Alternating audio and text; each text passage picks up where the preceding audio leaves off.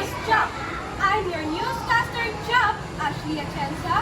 And I'm your newscaster Chop, Princess Domingo. Chapter 1. Diabetes is a long-term condition where the body cannot properly control blood sugar levels because it does not produce enough insulin or cannot use insulin effectively. Dahil dito, naiipon ang asukal sa dugo at maaaring magdulot ng iba't ibang problema sa kalusugan kung hindi maaalaman. High blood pressure is a condition where the force of blood pushing against the wall of the blood vessel into strong. Kapag tumagal, maaaring itong makasira sa puso at mga ugat at magdulot ng malubhang sakit tulad ng sakit sa puso at stroke. At ngayon, kumustahin naman natin ang ating Chop Place Detector. Ipakilala mo naman ang sarili mo, Kokocha. Hi, I'm your Chop Cassandra Castillo. I'm your place detector. Ngayon, tatalakayin natin kung ilan nga bang bilang ng mga may diabetes at may high blood pressure. Magsimula tayo ngayon sa Pilipinas. Ayon sa Department of Health, nasa humigit kumulang 4.3 million ang may diabetes noong 2021 at inaasahang tataas pa sa mga susunod na dekada.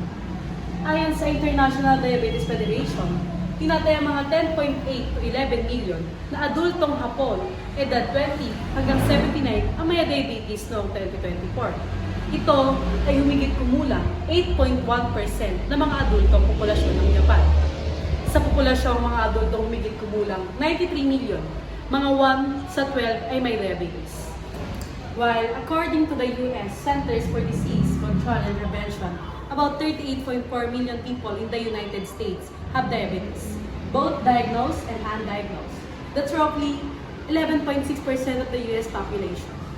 29.7 million have been diagnosed with diabetes. 8.7 million are undiagnosed. Mula naman sa Pilipinas, ang alta presyon o mataas na blood pressure ay malaking problema sa Pilipinas.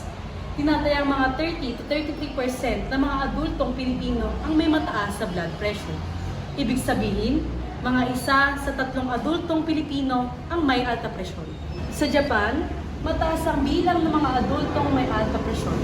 Mga 45% ng mga adultong Hapon ang may mataas na blood pressure. Ibig sabihin, mahigit 30 milyon na matatanda ang may alta presyon. While according to the CDC or the Centers for Disease Control and Prevention, nearly half of US adults, about 47.7%, have high blood pressure. This equals roughly 119.9 million adults. Only about 20 to 25% of those with hypertension have their high blood pressure under control.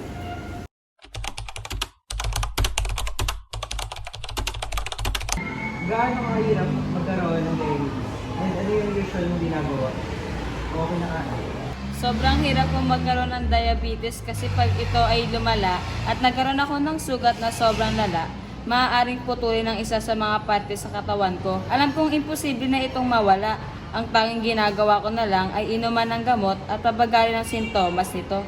Maaari pa rin akong kumain ng mga carbohydrates gaya ng kanin at tinapay. In your opinion, how hard do you think it is to experience high blood? And what is your daily routine to manage it? Controlling high blood isn't that hard as long as you know how to manage it.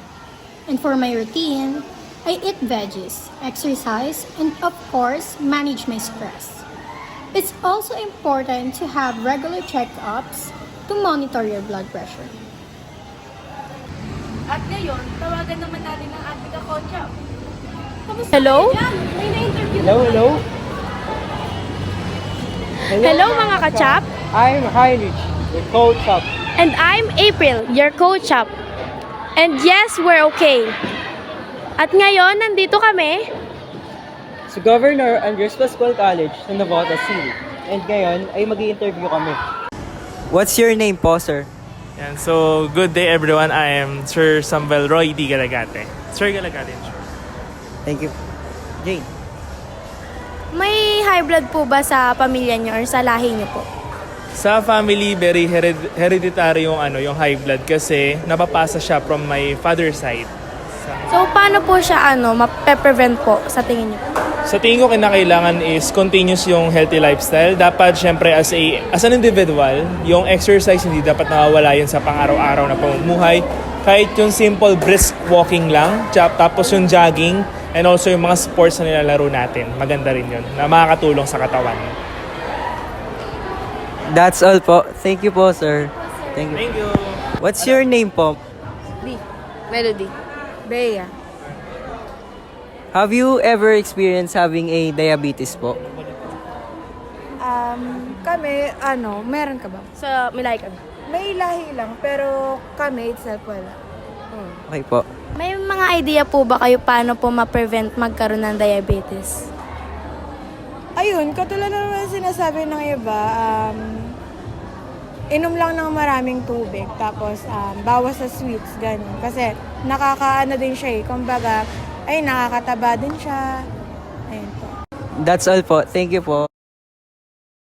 Sa muli mga ka-news job.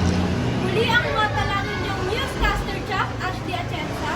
At ako naman ang yung newscaster Chuck, Princess Domingo. Ingatan parati ang ating kalusugan. Pakalmain ang ating sikap.